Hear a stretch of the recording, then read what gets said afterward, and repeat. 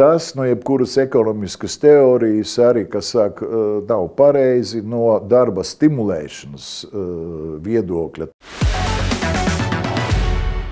Novadu pašvaldības arvien biežāk sūdzas, ka tām nepietiek naudas un pārāk liela ieņēmumu daļa tiek novirzīta valsts budžetā, atstājot pašvaldības tukšā. Neapmierinātas ir arī turīgo apdzīvoto vietu pašvaldības, kurām daļa ienākumu jāiemaksā izlīdzināšanas fondā, kas domāts trūcīgāko novadu balstīšanai. Ar esošo kārtību īsti apmierināts nav neviens. Tādēļ lielais jautājums – vai būtu jāpārskata pašvaldību budžeta veidošanas kārtība? Kā domā tu? Raksti komentārā. Vispār runājot par pašvaldību budžetiem, es domāju, nav īpaši jēgas, ja mēs nesāksim runāt par mūsu ekonomiku un valsts budžetu. Ja? Mēs taču redzam, ka mums ieņem un izdevumu daļa valsts budžetam atšķirās par kaut kādiem tur no 1,5 līdz 2 miljārdiem, kaut kur 14 un 16,2. Ja? Izterēt mēs ieplānām 16,2, bet ieņemsim mēs 14, neatceros cik 14,5 un tā tālāk. Tas nozīmē, ka naudas valsts nepietiek. Jā. Un ja nepietiek valstī ieņēmumu priekš valsts budžeta, protams, nākošais solis, kas saka, ir pašvaldību budžeti. Jā.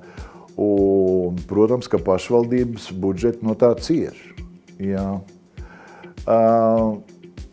Maz, ka viņi cieš, bet ir arī tāds iespējas, kā centrāla valdība uzgrož vairāk un vairāk uz pašvaldībām. Jā. Es varbūt precīzi nepateikšu datumus un ciparus, bet viens no tādiem stiprajiem soļiem, kurš iegrieza pašvaldību budžets, tas bija iedzīvotāju ieņēmumu nodoklis, jā, no 80, teiksim, pamainīja uz 75, 5% no praktiski galvena pašvaldību budžeta.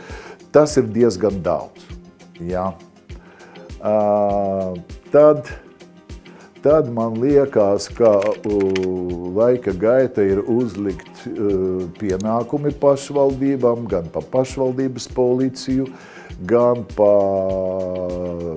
bērnu dārzu audzinātāju, kas saka, finansēšanu un tā tālāk, nedodot neko no centrāla budžeta. Tāds iespējas, ka tā bilde pēdējo laiku, es nezinu, cik tur paņemt 5 gadus, kas saka, vai 2 valdības vai 1, kura pēc būtības neatšķirās, jā, ir viena tāpat, jā, saka, vilkt vairāk un vairāk no pašvaldību budžetiem, jā, kas pēc būtības nozīmē to pašu centralizāciju, respektīvi vairāk paņemt no visiem, tad augšā padomāt un sadalīt, jā.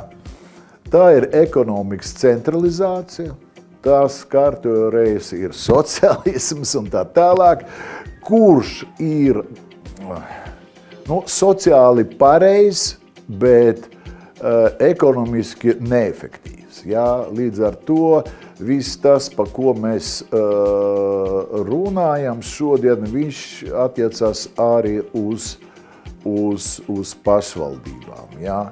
Pēc būtības vairāk un vairāk pašas pašvaldības, jā, viņi lielāku daļu finansējumu saņem centralizēti, nevis atstāja paši sev.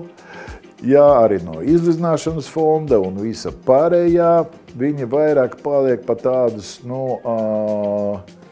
pašvaldību ministrijas, kas saka, aparātu. Iesaisties, izsaki viedokli un uzdod savu jautājumu. Arī tavs jautājums var būt lielais jautājums.